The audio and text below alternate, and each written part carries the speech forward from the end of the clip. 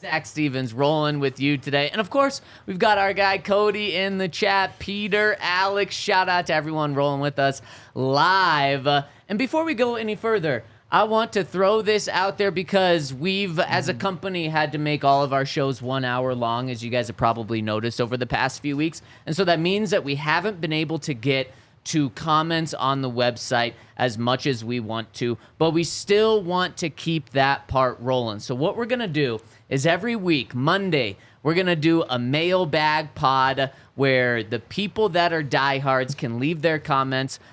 Do we have sound? You hear? We do. Okay. Alex just has it on me. Where we do a mailbag every single Monday. So if you want to get your comments read and you're a diehard, go to thednvr.com. Leave your comments on any of this week's pods, and we will get to them starting next Monday in its own little show that we're going to film every single Monday. So leave your comments if you're a diehard over at thednvr.com. All right, fellas. Russ coming back, potentially.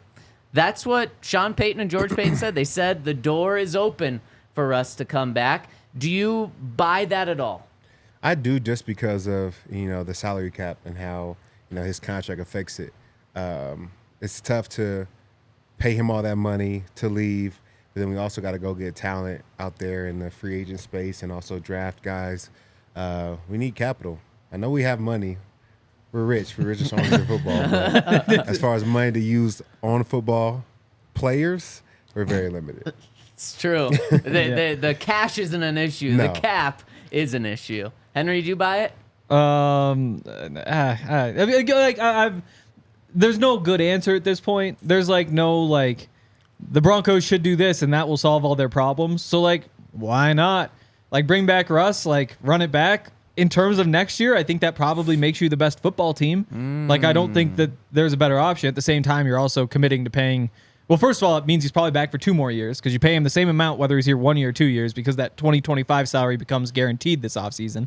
So if you want to give him $37 million to play 2 more years for you, what else are they going to do? They could go draft a quarterback in the top 10 or I guess at 12 or trade up or whatever. You're probably not going to get what you would get out of Russell Wilson at the same time.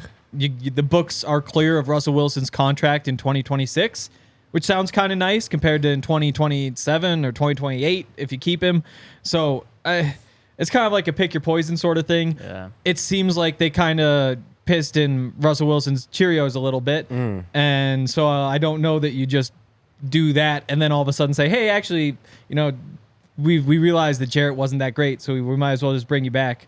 It seems like that relationship's probably a little bit damaged. I don't think I would have handled things the way they did if I was going to bring him back. But, why not? What else are you going to do? Nobody likes pissing their Cheerios. Nobody. Not a single person. Have you ever tried it? No, I wouldn't even try it. That's probably for the best. You going hungry instead? Yeah, I'm starving. And that's kind of what would have for to how happen. long? Forever. You'll die. Piss Cheerios? You'll die of starvation instead of, okay. I'm dead. That bowl's just sitting right there whenever you need to take a bite. Yeah. What is it like Bear Starve. Grylls would, when he would do those challenges out in the wilderness and in the desert, he would eventually just pee and drink his pee because he just had nothing else? Yeah.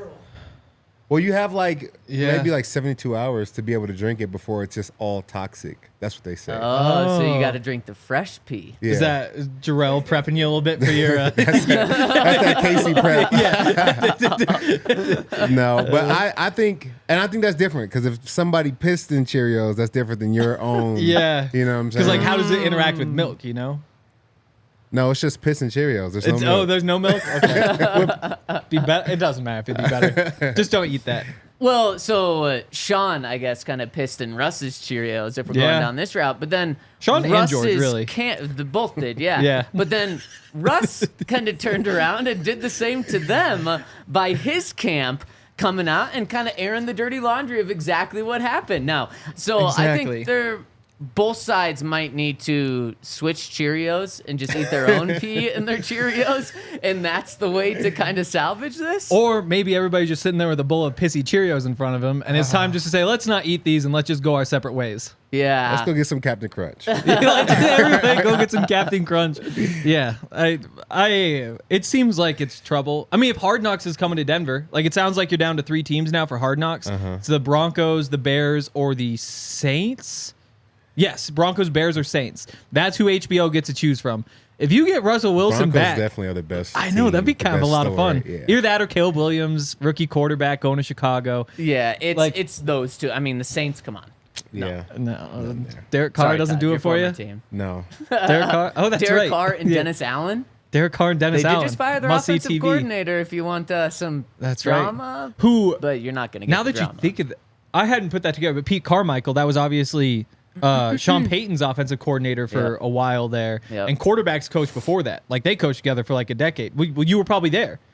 Was Pete Carmichael the quarterbacks coach? Have no That's a clue. good trivia question. Yeah, I didn't have much interaction with the quarterbacks. yeah. I wonder if the Broncos try to bring him in somehow. So maybe Sean talked about this last week, how he doesn't make any decisions on players' futures, on coaches' futures until seemingly next week. So last week they kind of just did some year-end wrap-up stuff, but not any grading or evaluating. This week the entire coaching staff has the week off, and then next week he starts to evaluate people, whether it's coaches, players, and he said the reason for that is so it's not emotional. So you're not basing everything off like the last game of the season, and you're really pissed at this one guy, let's say Cortland Sutton, because he had probably his worst game of the season. He's not basing his season-end review off of one bad game, because Cortland was obviously much better in the 16 games before that final game.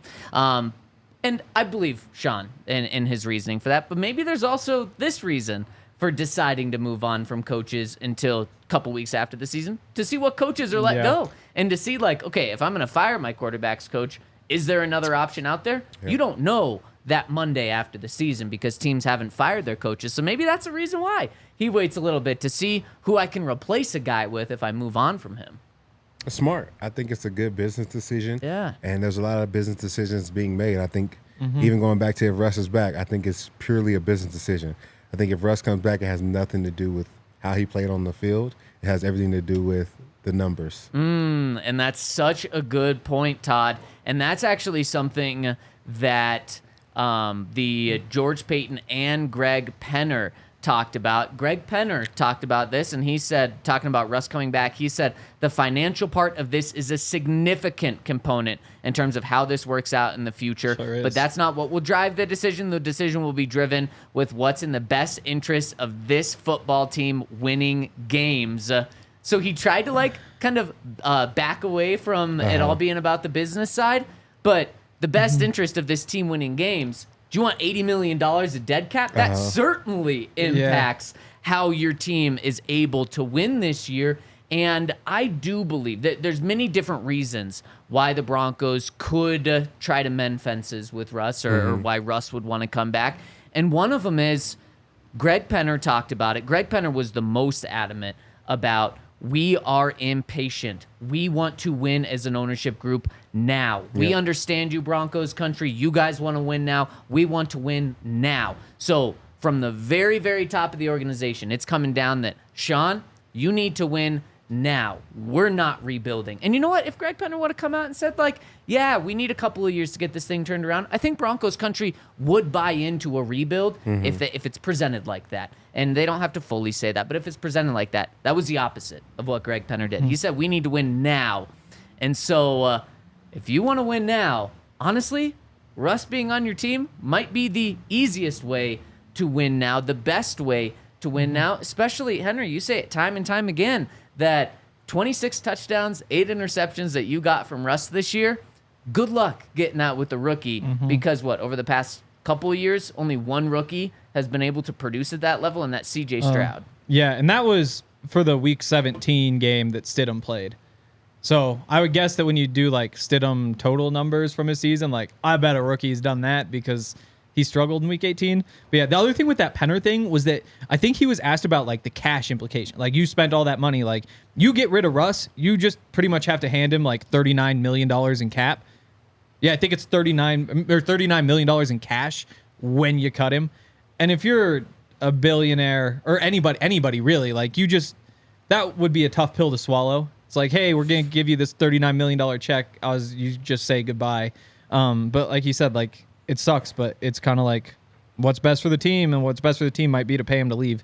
Do you think that's the case? For this year? Yeah, I mean, for next year, like if you're trying to get to 9 wins, like sure, bring back Russ, see if you can ride him to 9 wins. I don't buy that like you're all of a sudden a Super Bowl contender, so what are you really doing? Like, are you better off just going and signing, like, I don't even know, Nick Foles? Like, I bet Nick Foles is available. He's always available. Is he still around?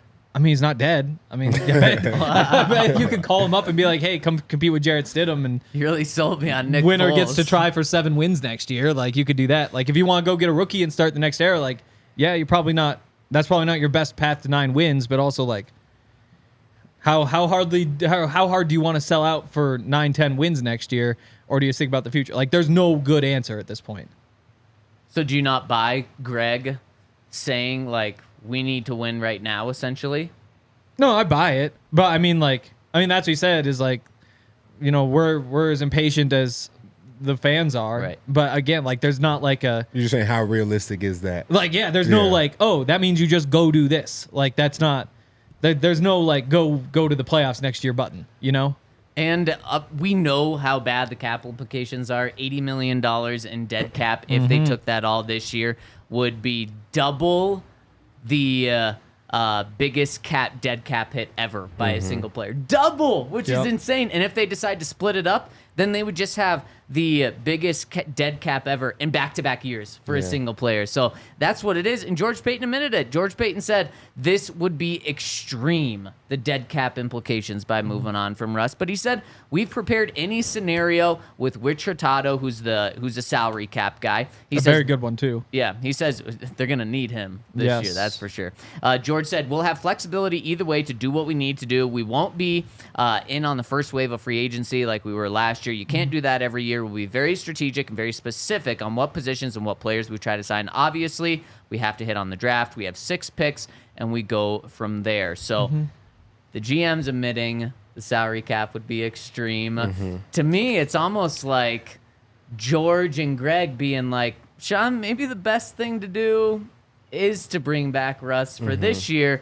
But at the end of the day, you got to do what Sean Payton decides is best. And if he says absolutely no way can I work with Russell Wilson, then you can't bring him back. Yep. But if there's a way, instead of taking all of this dead cap and you convince yourself that bringing Russ back and using that 12th pick on a Brock Bowers or something like that, and or a great defensive player, you get Kool-Aid McKinstry, Dallas Turner, a game-changing type of player, if that's better than Bo Nix at 12 and a bunch of dead cap to go along with it. Yeah, I think it's very interesting because when we talk about the dead cap, and then he brings up free agency and talks about they're not going to be in the first wave of free agency. The best players are in the first wave of free agency. All the best guys are gone within the first week. So if that's not who we're going for, and now we're looking for middle-of-the-pack guys, some guys that haven't really proven themselves but maybe have upside, that doesn't really give me the confidence to say, like, they're going to come to the team and have a big impact and allow us to be a 10-win team next year. Right. So, you know, maybe it is best to keep Russ and kind of have more leeway to be able to do what we need to do, because a rookie quarterback with not enough talent doesn't work. Yeah, that just sounds like trouble. That sounds like Bryce Young. I think, like, if you do move on from Russ right now, the books are cleared of his contract in 2026, which means that next year you could start signing free agents. Like, you could get back in the first wave of free agency because, like, that first year cap hit when you sign a free agent is not that big. Right. Like, last year they signed Mike McGlinchey at $17.5 million a year. Year one, it cost you $6 million. Like, in cash, it cost you a whole lot more because there's a signing bonus. But in terms of cap hit, it's like a third of it. So if you wanted to, you could pull the trigger, have like a down year next year, and then the year after you get to, like, probably not go crazy, but you get to add like a couple of decent pieces. That's an option. At the same time, like, this is also why you don't love having your head coach just in charge of the personnel decisions, because if he doesn't win in the next 2 years, then he's just gone. Like, because he's Sean Payton, he's going to get like his 3 full years to try to prove that something's going on. But if If things don't go well, he's gone. That's just how it works for head coaches. And so letting the guy who has that time crunch decide, like, here's what we should do for the next couple years, and these are decisions that will really impact what's going to happen after that. Like, that's also kind of a dangerous game, but it's what you signed up for, and it's still the right move to bring in a great coach like Sean Payton, but the downside is that he gets to pull all the strings and try to save his ass in the next 2 years. If Greg Penner has to write a $39 million check for Russell Wilson to not be here, he probably wants to download the Circle K Inner Circle app to save 25 cents per gallon on your first 5 fill-ups. That'll help make back some of that $39 million. Gotta have a big car. Over at Circle K are giving you a free membership, which isn't just going to get you 25 cents off every single gallon in your first 5 fill-ups. It's also going to get you 5 free Polar Pops and every 6th free on several items such as pizza, roller grills, dispensed beverages, donuts, and more. In fact, we've got some Circle K snacks on set here. They've got so many things. They even have their own Circle K brand. I don't know if you can see it right over Todd's head, but it looks like Bet365. Todd's munched on some. We've also got, Yahir was going for the chocolate raisins. Whoa. Is that right? Yep. You like them chocolate raisins?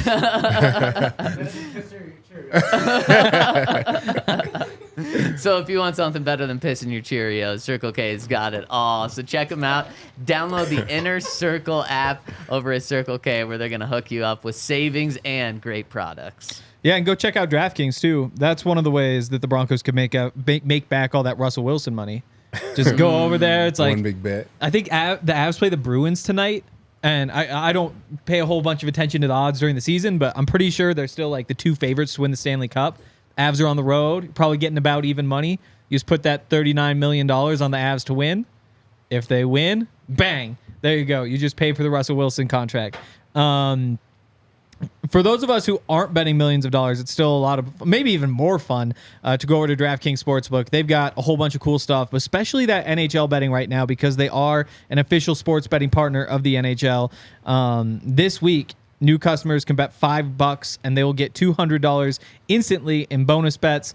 So download the DraftKings Sportsbook app. Use the code DNVR. That's the important part. Use our code DNVR. And new customers will bet $5, get $200 in bonus bets instantly only on DraftKings Sportsbook with the code DNVR. The crown is yours. Gambling problem? Call 1-800-GAMBLER or visit www.1800gambler.net. In New York, call 877-8-HOPE-NY or text HOPE-NY. That's 467-369. In Connecticut, help is available for problem gambling. Call 888-789-7777 or visit ccpg.org. Please play responsibly. On behalf of Boot Hill Casino and Resort in Kansas, 21 plus, age varies by jurisdiction, void in Ontario. Bonus bets expire after 168 hours after issuance. So see dkng.com/hockey for eligibility and deposit restrictions, terms, and responsible gaming resources. NHL and the NHL Shield are registered trademarks of the National Hockey League. Copyright NHL 2024, all rights reserved. You did it. I have so much beef with the way that all this... Like, you don't need to put the little copyright symbol in copyright. Especially, like, if we're writing out numbers instead of just putting in, like, the 70, right? So, like, why do we need the symbol and the... like? I need to introduce you to who writes these because Is it every single Caitlin? time... I believe so. Yeah. One of these times, I'm going to remember this. It's also, like, because Todd texted me... Caitlin's going to beat your ass. I'll tell you that. I'm too big. Todd texted me during that. It was like, hey, you do the DraftKings one. And I was like... Snitches get stitches. Yeah. And so I was like, oh, yeah, DraftKings. Easy. And I'm like, oh, yeah, I get why Todd wanted to do it. Oh, yeah. He doesn't want to have to read 7, 7, 8, 7, 3 to 4, whatever the... Yeah. It's over now. DraftKings is great, though. What's not over is our DraftKings Sportsbook pick of the week. Ooh. And I'm going to throw out 2 because I like them both. Saturday's games aren't supposed to be good, according to DraftKings. I'm talking about the NFL games. Guys, the Texans playing the Ravens are 9.5-point dogs. The Packers playing the 49ers are 9.5-point dogs. These are 2 teams that just destroyed teams in the playoffs this past week. I'm not saying the Texans and the Packers are going to win those games, but 9.5 points for 2 teams that are rolling right now with great quarterback play, That's too much. Give me the Texans at 9.5. Give me the Packers at 9.5. You don't like it? No. I mean, it's the Ravens and the no. 49ers. Like, the 49ers, I don't mind. Like, the Packers, if I were going to do it, I would take that money line because, first of all, I just always bet the money lines Plus for the most part. 340. But that's where, like, maybe Brock Purdy just doesn't play great. Like, I think that's a possibility. Maybe Jordan Love, like keeps, but against the Ravens, I just can't see losing this week. You can't. Can you see them covering 9.5? See them covering 9.5. Oh yeah, like I could see them winning this game like 50-10. Wow. Like they've got arguably the best offense and the best defense in the playoffs. Like there's the Ravens are just the top tier in the NFL right now, and the 49ers. Like if you get past like the whole is the quarterback like it's Brock Purdy versus Lamar Jackson. If you can get past that, then you could put them right there too. I think I take the Lions to win the Super Bowl. Wow. 9-1. I like that. Like I think, again, like so they're heavy favorites at home against the Bucs. Maybe the magic kind of runs out a little bit. To me though, the Lions are not losing at home. Like they're just not going to lose at home. Like the way that crowd is going right now, like Agreed. they're so happy to be there. I love them this week, but that minus 265, the touchdown spread, like just give me the Super Bowl odds because like I said, I have some doubts about the Niners, and once you get to the Super Bowl, you're there. I'll take Lions 9-1 to win the Super Bowl. Did you guys see Dan Campbell's speech when he gave the game ball to Jared Goff? No. Oh, it was so good. He gave the one game ball to the GM, and then he gave the other game ball to Jared Goff, and what he he said, said. all I'm going to say for You're this. good enough? Is that what he said? Yeah. Jared, you're good enough for fucking Detroit. And tossed him the ball. Oh, I love it. That's love. That's a coach who really understands his players. Yeah. But mine, I think that the Bills are going to be able to beat the Chiefs. They had their number. They beat them earlier in the season. They feel like they're rolling. I hope you're and you know, right now it's plus 240 for Dalton Kincaid anytime touchdown. And he had one last week, and also Knox had one last week. I think if Kincaid is in on either of those, maybe he has two instead of one. Yeah. But he's finding his tight ends, not really finding Stephon Diggs and Gabe Davis, but he's definitely finding his tight ends. So that plus 240 looks a little good right now. I love that. I love that. Okay, there's two things with Russ potentially coming back that we haven't talked about. One, maybe there was too much blame put on Russell Wilson for the offenses not having that spark, because then Sean put in Jarrett Stidham, who he likes a lot, at least as a backup. Or did. And you're right, exactly. Going into that. I don't know if he still does. Exactly, going into that decision. And you saw the first game, it was the same play as Russ had, literally identical. The next game, it was disappointing. You average 15 points per game in those two games. Maybe Sean takes a step back and says, okay, I'll take 26 and 8 touchdowns this coming year. I put too much blame on Russell Wilson. Now, for Sean to do this, he'd have to suck up a lot of pride. And any head coach is prideful. I think Sean is extra prideful, so I think that would be tough. But maybe he realizes that. Yeah, I think watching the last two games, like, and even before that, we knew all the blame wasn't on Russ. Right. But we just felt like for what he was being paid and his production, it just wasn't matching. And even for that first game, for Jarrett Stidham to almost have identical numbers, it kind of made us all realize, like, dang, we need more from starting $50 million quarterback. And I think that's the same thing Sean felt. Right.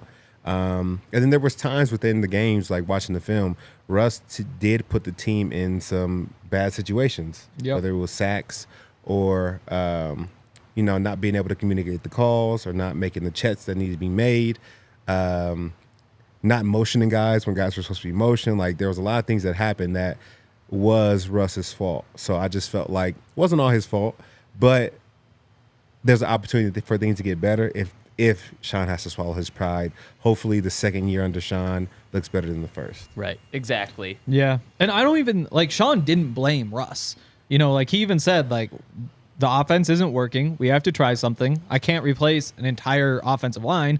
Can't replace all my receivers. Like, what you can do is just switch the quarterback. It was more, I don't think it was like we think we're going to get better. It was more of a, got to try something. And what they tried really did not work. So it definitely could get better in year two. You would think that it would. yeah, I never really thought Russ was the problem. I still don't really think Russ is the problem. Like, he definitely wasn't the answer to any problems.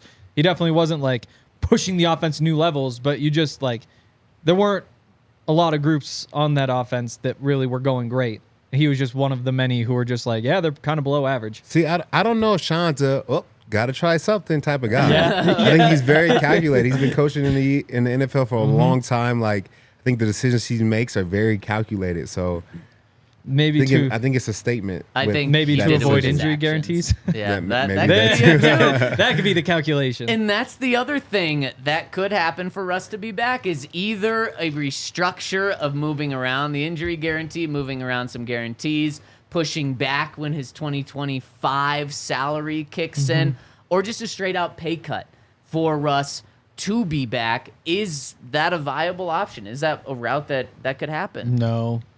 I mean, if imagine Zach, you get $39 million from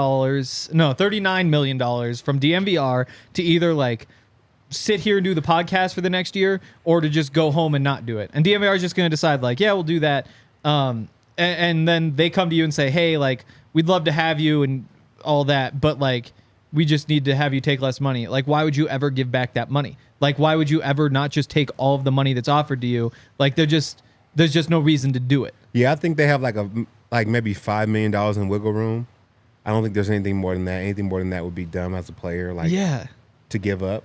But maybe they can restructure and give like 25 in a signing bonus, and you pay for 5 during the season. Yeah. Right. So I think there's a little bit of wiggle room, but anything more than that, I don't think that makes any sense for Russ. So I'm trying to build a pretty impossible case because, like you said, why would you take a discount when you don't have to? Yeah. One reason is maybe you lower the overall money he gets this year and next year, and you change the whole thing. And it's like now a 3-year, $120 million contract, fully guaranteed. So now he goes from getting $39 million to $120 million.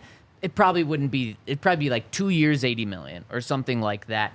Or 2 years, $60 million, where you are guaranteeing him more money, but it totally eliminates the big contract and it brings numbers down a little bit. But in the end, because you do have to make it a benefit for him in some way, and doing like a 2-year, $60 million deal does get him $21 million more, and then he wouldn't be gambling on himself after this year as much. And then from the personal side, Russ told us he genuinely wants to be here, whether that's BS or not. He said it. He moved his family here. He bought the most expensive house ever in the Denver metro area. So maybe his ties here will allow him to take a pay cut. He says he's the ultimate competitor, and I don't think he could trust Sean Payton if Sean said, like, yeah, you're going to be the starting quarterback week 1. You just benched my ass. I don't believe you. I'm not going to take you at your word. So it is tough. But that's kind of a way maybe the Broncos would be able to swallow bringing him back, is saying, okay, if you're willing to take a pay cut,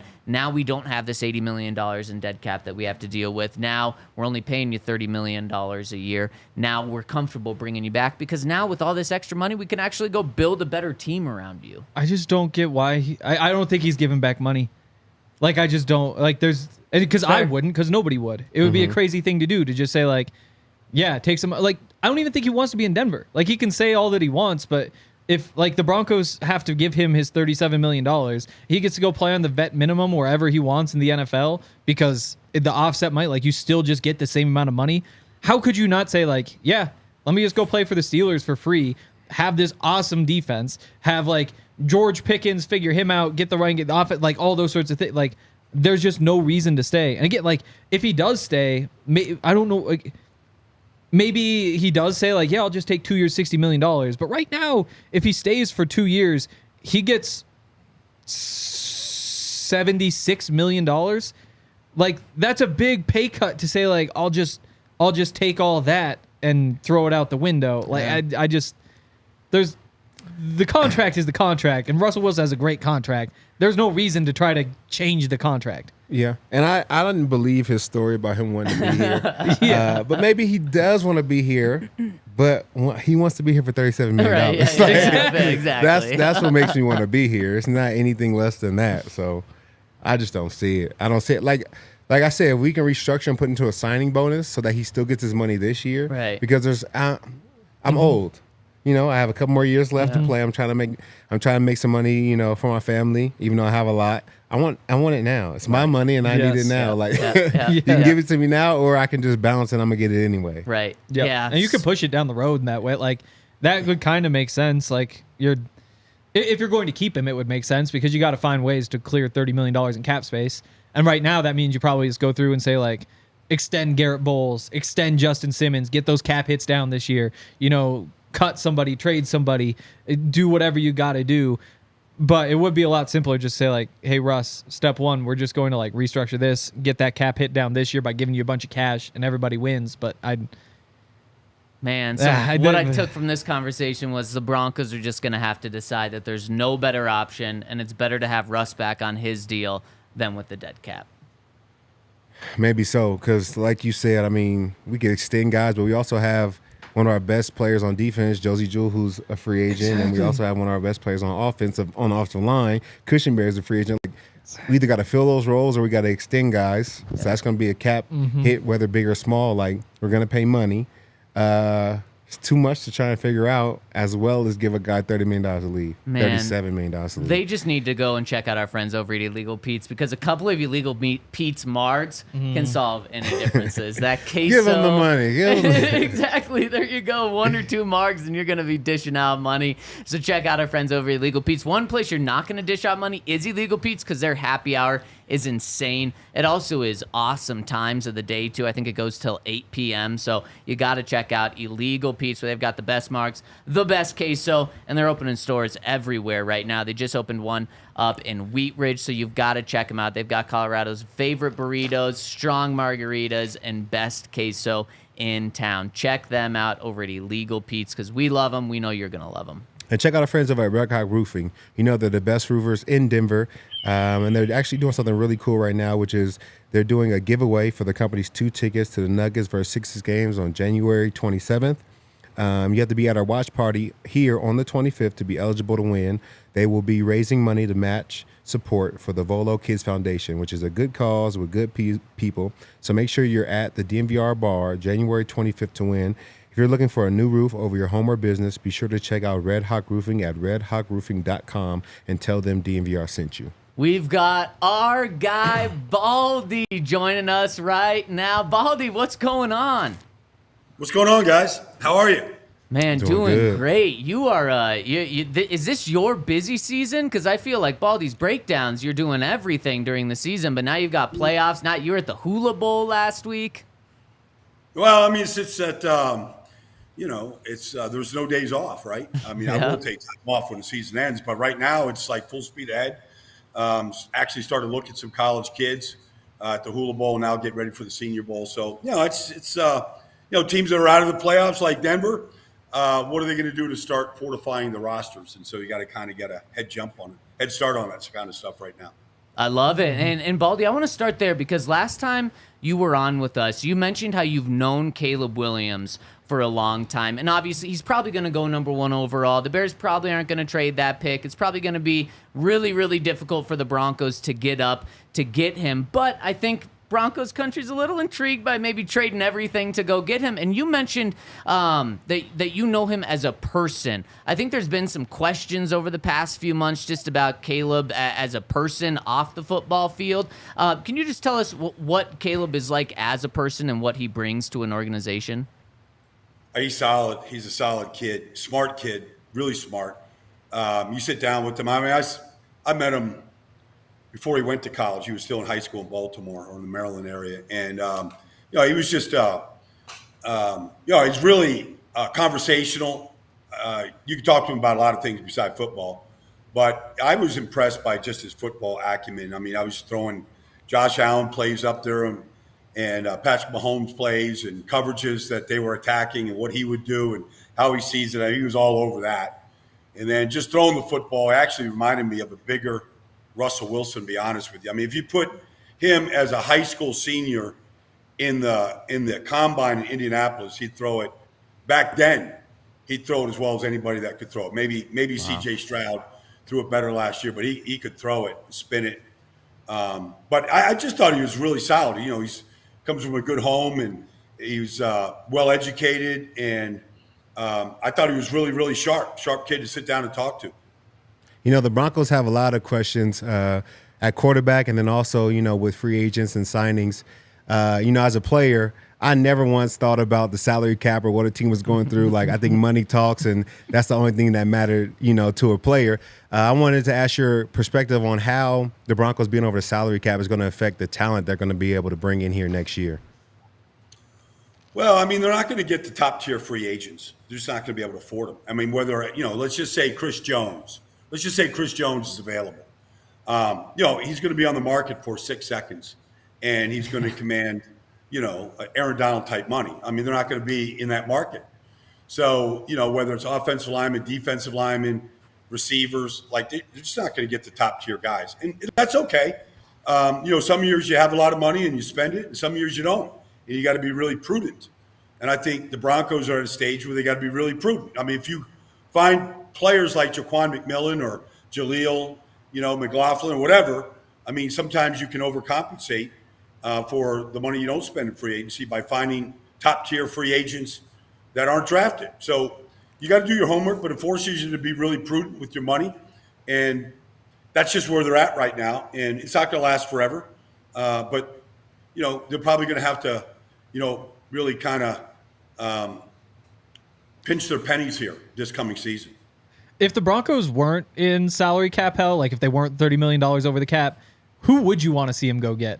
Like, I know it's like imaginary because like they're kind of stuck, but there's a lot of big names out there. I'm curious who you think the best fit would be. Well, I mean, I would start with Chris Jones. Like, Yeah. I just think he affects the game, period. And he's still a dominant player. I mean, that would be a guy I would be interested in. I haven't really looked at the free agent list out there of guys that are becoming available. But, you know, generally, I'd stay away from receivers in free agency. Just because I think you can always find – now, the Broncos are struggling with receivers. But, I mean, generally you can find receivers and you can develop receivers. We find them, Puka Nacua in the 5th round. And, you know, you just go through the list of guys. You don't have to spend crazy money. It's the last position I would fill in free agency or in building my team, just because I think there's so many other more important spots to make yourself competitive than finding receivers. So then, Baldy, going off of that, would you say that you would team build from the inside out, or is it not as simple as that? No, I mean, I would always build from the inside out. I'd build my trenches. I mean, last year they spent money on McGlinchey and Powers. For the most part, I think they did pretty well. But I would always try to fortify my defensive line and my offensive line. If you look at the teams that can't compete in this league right now and did not compete, whether it's Jets, Giants, I mean, just go through the list of teams that were uncompetitive, especially on the offensive side of the ball. You just look at their offensive lines, and whenever they lost starters, they couldn't replace them. So I would have depth on my offensive line, and I would have a lot of depth on my defensive front, and that's how I would build my teams to begin with. You know, speaking of offensive line, the Broncos are potentially going to lose one of their better players in Lloyd Cushenberry. Had a great year this year. Is there anybody out there that you feel like could replace him, or is there any way that you feel like the team can keep him on the roster? I don't know. Maybe they could get Jason Kelsey from Philadelphia. I always say this. In fact, I was talking to, at the Hula Bowl, I was talking to Notre Dame's longtime offensive line coach and the Chicago Bears coach, Harry Easton. And I got a lot of respect for Harry. And I always, you know, we were talking about centers, not Cushenberry in particular, but just centers. And we just feel like if your center is average or weak, nothing can compensate for that. Your offensive line is not going to be good. And while Lloyd, I thought, played better this year, I think an upgraded center can help this line if they don't sign Cushenberry right now. I just think you look at teams that have really good offensive lines, like say Kansas City, you know, and you look at Creed Humphrey and what he has been in the second round pick. First of all, he's played every snap 2 or 3 years in a row. I think 3 years in a row now. Mitch Morse. You just go through the list of these teams in the playoffs right now, and you look at their centers. It's a strong position. You look at what Baltimore did in drafting their center 2 years ago at Iowa. I mean, their whole offensive line improved. So I look at that center position really carefully. and what you do with it. Huh, that's interesting. This is kind of changing gears a little bit, but I'm just curious, what surprised you the most about last weekend with all the wild card games? What stands out to you? I just think the way Green Bay dismantled Dallas. Philadelphia's performance didn't surprise me because I saw that coming. I knew they wouldn't have an answer for the blitz, and they didn't. And then they're just a dysfunctional, simple offense. So none of that surprised me, what Tampa did to them. But I thought Dallas was a better team than what they showed. But then the way Green Bay performed, how fast they played opening drive down, for a score, how they just jumped on them and dominated them from the very beginning. That game surprised me. And I'm not taking anything away from Green Bay, but it was all Green Bay. They dominated the line of scrimmage. Aaron Jones ran really well. Jordan Love was sensational. I think that game surprised me more than any other. And I want to play off of that. In this coming week, there are there you go, play off it. There are some big underdogs. You got the Packers, 9.5-point dogs in San Francisco. You've got the Texans, 9.5-point dogs playing the Ravens, and then you also have the Bucs, 6.5-point dogs playing the Lions in Detroit. Among those three games, which team has the best shot of pulling off the upset? Well, I mean, if Green Bay comes close to anything like they did last week against that, Dallas is a good defense. It didn't make a difference. So, I mean, I saw Kirk Cousins carve up San Francisco this year. I saw Joe Burrow have a great game against them. I saw Lamar have a great game against San Francisco's defense. I saw Carson Wentz in the opening drive of the game, Week 18, go right down the field against San Francisco's starting defense and throw a touchdown to Puka Nacua. I saw Baker Mayfield play well in a loss at San Francisco, but he played well. Teams that have a very sophisticated short passing game have success against San Francisco. The pass rushers don't get home. I would say Green Bay. The way they're playing, I don't think defensively they can stop San Francisco's offense or slow them down. So I could see this game high scoring, but I could see Green Bay being real competitive with San Francisco. So we're going to keep talking about the playoffs. We all put together brackets. I think most of us have the Ravens winning. Yep. Who do you think will be the winner of the Super Bowl this year? Well, if you look at have you seen the Super Bowl 58 logo? I have. I mean, it is red and purple. Yep. And so, I mean, in last year it was, it was red and green. They got that right. I just think Baltimore and San Francisco are on a collision course. Yep. And so I haven't seen anybody slow down Lamar Jackson here recently. He's on a tear. He's won his last 6 starts. He's averaging over 35 points a game against good teams, Miami, Baltimore, you name it. To me, Baltimore looks like they're the best team. And they got the week rest, which I think is going to help, Kyle Hamilton, a couple guys that wanted to get healthy. Baltimore looks like the best team to me. I mean, I've got them as the Super Bowl winner. I'm not going to change it right now. I agree. Nice. This one's way off topic, but Jeremy Chin, I'm just curious. So he was a guy I really liked in the draft coming out, and everything was going so well for him. The Broncos are in kind of an interesting spot with safety because they've got Justin Simmons, obviously, but PJ Locke's a free agent. They've got Caden Stearns, who's been hurt.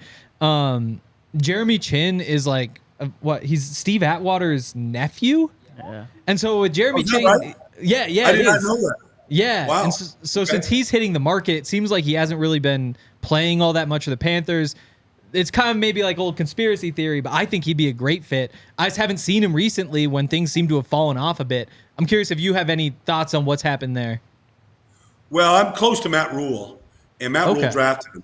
And he had a real clear vision about this cover safety. Teams are playing 3 safeties right now. He really can play anywhere. He can play in the slot, in the box. He can play in the deep half. He can play the center. He really can play anywhere. But I think the closer he gets to the line of scrimmage, you're talking about a guy that's going to put up 100 tackles in that defense in Denver. I love Jeremy Chin. He's a big guy. I got to know him, met him a couple times, but I remember we did a thing at the NFL Network. I don't know if it was last offseason or the year before, but we did a breakdown with him. He was awesome. I'm a big Jeremy Chin fan, and I believe his best football is still in front of him. He's just been in a horrible organization, and kind of hidden. And sometimes you got to rob bad organizations of great players. And if somebody pries Jeremy Chin out of Carolina, they're going to get a good football player. And Baldy, my final one for you, Bill Belichick. Where does he end up? Where do you think he does end up, and where do you think would be best for him? Well, I mean, I know he's interviewed in Atlanta, but I don't know if that's a good fit. I don't know what they're going to do in Philadelphia. I hear things coming out of Philadelphia that this whole thing could get blown up. I don't know that it is. I'm not trying to report anything, but I think Jeffrey Lurie would be, Mr. Lurie, the owner of the Eagles, would be very intrigued by Belichick. He's from New England. He hired Chip Kelly, who was really close to Bill Belichick. They always scrimmaged each other each year when Chip was in Philadelphia, up in New England, back in Philadelphia in the summer. They played each other in preseason. I think Jeffrey Lurie would be very intrigued by Bill Belichick and the roster and how he would work with Howie Roseman, the general manager. I think there'd be respect from Bill about how Howie goes about his business, whether it's operating the cap or making trades or things like that. Howie's very shrewd. He's very good at that. That would be, at this stage in Bill's career, that would be, I think, something he would really covet. So I can see that, but I don't know why anybody wouldn't be interested in Bill Belichick. If just for, say he coaches 2 more years, like just to get his methods and to get his mind in your facility to see how he operates and how he game plans and how he values positions and how he sees the game. I think he'd be valuable in a lot of places, but I could see that working out in Philadelphia if things don't work out with Nick Sirianni. Well, Baldy, you're very valuable here. We love your insight. I mean, we asked you about Jeremy Chin, Lloyd Cushenberry, Bill Belichick, all over the place. You give us the great insight. Thanks so much for joining us today. Okay, guys, take care, man. Enjoy the week. On. Enjoy the game. Yep. You too. Thanks, Baldy. We'll see you next week. And let's kind of talk about, I want to pick your guys' brain about what the Eagles should do or shouldn't do, what the Cowboys should or shouldn't do. You hear, do we have any super chats? No super chats. Ah, damn. Should the Cowboys... Did a bad job today. What? That just means we had a bad podcast. Oh, dang. Speaking of bad podcasts, the likes would indicate this wasn't a good show. I thought it was a good show, so if you thought it was a good show, hit us with a thumbs up on YouTube. We appreciate it. Speaking of YouTube, also, check us out on podcast. If you missed this and you're out and about and you don't want to pull up the video feed, check us out on podcast. You can download and listen to our show anywhere where there's podcasts. Just search Broncos. We'll be the first one that pops up, DNVR Broncos full flex show. there. Yeah, big flex there, actually.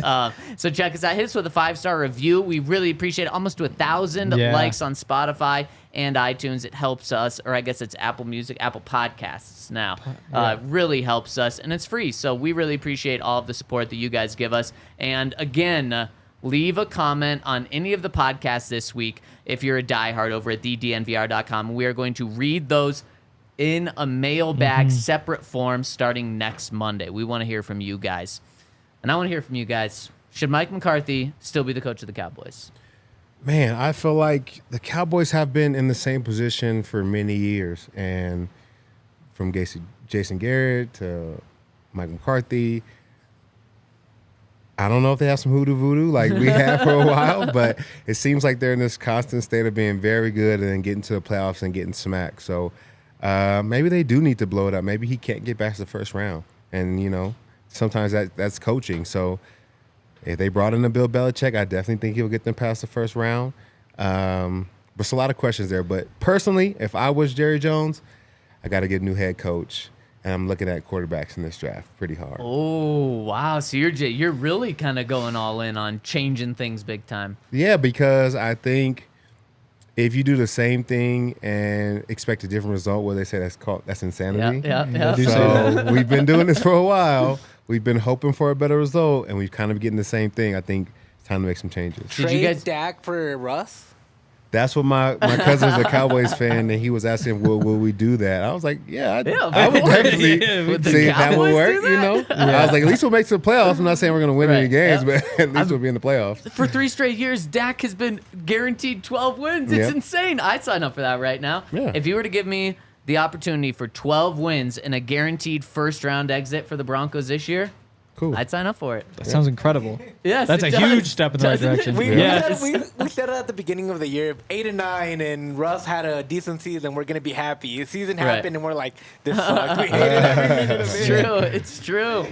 Did you guys watch the, I think it was halftime show and after the game of the Cowboys one? And Jason Garrett was one of the 3 analysts on the whole time. He just had the biggest smile on his face.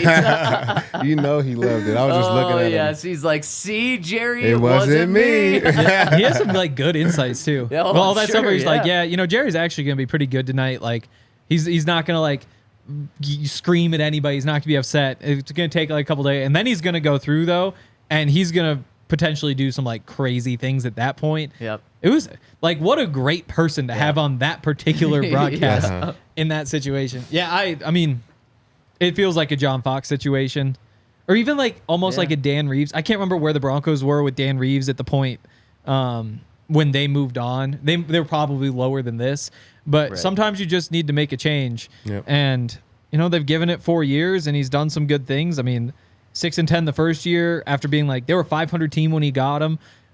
12-5, 12-5, 12-5. Like there's something there, but at the same time, like a football team needs to like take steps, and they're able to take that step up to like being the best regular season team in the NFL over the course of the past 3 seasons. You might need somebody new to get him over that final step. And with Bill Belichick sitting right there, like, how do you not just go see if you can go get Bill Belichick? Like, it just seems too perfect. It's so perfect. I mean, you need a guy that clearly needs a quarterback. Bill needs a quarterback in order to succeed. Dak can be that regular season quarterback to get you 12 wins like we talked about. And Bill, if there's any coach out there that's going to be able to prepare a team for a playoffs and also make a team feel like they can win in the playoffs, because they clearly have some bad juju on them. Dak probably gets to the playoffs, and the offense is probably second-guessing themselves. CeeDee Lamb just had an incredible year, and he did nothing until garbage time this past game. He looked like a basket case that entire game. Yeah, he did. Like he was going out of through it. it. Yeah. Like he did not seem like locked. There was just a whole bunch of that stuff with them where it's like, wait, you're showing up to this game like this? Right, at home. And Yeah. so if they win 12 games next year and they're in the playoffs and they have Bill Belichick, I bet they've all got a different confidence level. Even if Bill's not doing anything different, they just have to. So for me, that's such an easy move to make. And like, is Bill going to go to the Falcons over the Cowboys? No. Like, give me a break. There was a report yesterday. Was it Nick or you mentioned something that Bill wants a project?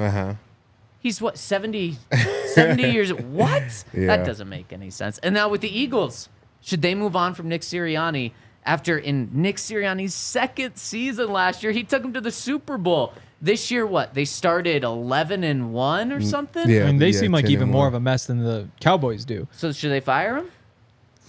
I can't say no to that. Again, like Belichick's out there. Like for a team like that, it just There's makes no sense. way you fire Nick Sirianni. Oh, but I like know we lost in the playoffs, but we went 10-1 with Yeah, not yeah. a very good team.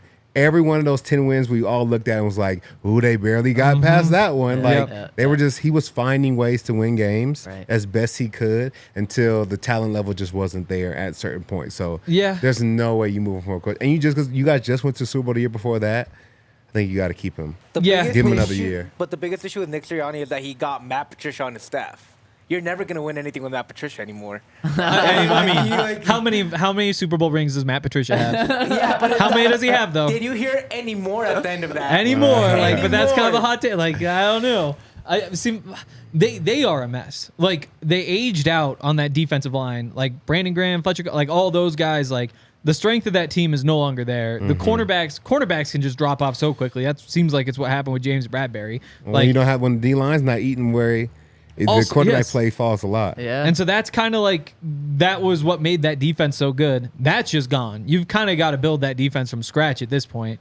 Offensively, you've got an incredibly old offensive line. Like Jason Kelsey's obviously gone. They've got like the tackle. One of the tackles is old. They already lost like a piece or two from last year. The running game just disappeared overall. A.J. Brown is pissed off. Dallas Goedert, who is one of the best tight ends in the NFL, they caught him on the bench calling Jalen Hurts a bitch to his face. Really? Like, yeah, like you can't, like you're good spot to committed be to in. Jalen Hurts. Like you gave him that contract, but you just have a mess all over the place. And I don't know that it's Nick Sirianni's fault that everything has turned so toxic there, but like with AJ Brown doing all the things he did on Twitter, like, or Instagram, like deleting all that stuff, like obviously there are some big rifts going on. It just seems like a mess. And that's why, like, I don't know that I fire Nick Sirianni, but at the same time, like, I don't think he's the one who's going to fix it, you know? And I don't necessarily think that there's a guy out there who's going to fix it anyway. Like, that's why maybe you try Bill Belichick, maybe you try Vrabel and just bring in a hard ass who says, like, okay, enough of this, like, gossipy bullshit stuff on the side. But I don't know what I'd do. Boy, this fired you up more than anything. That's impressive. I mean, they're Henry. a mess. Like, there's no, like, oh, it'll just get better there. You know, with the Cowboys, it's like maybe they have kind of gotten unlucky. Like, they seemed unprepared. Like, that defense was not ready for what the Packers threw at them, and, like, it's the Packers.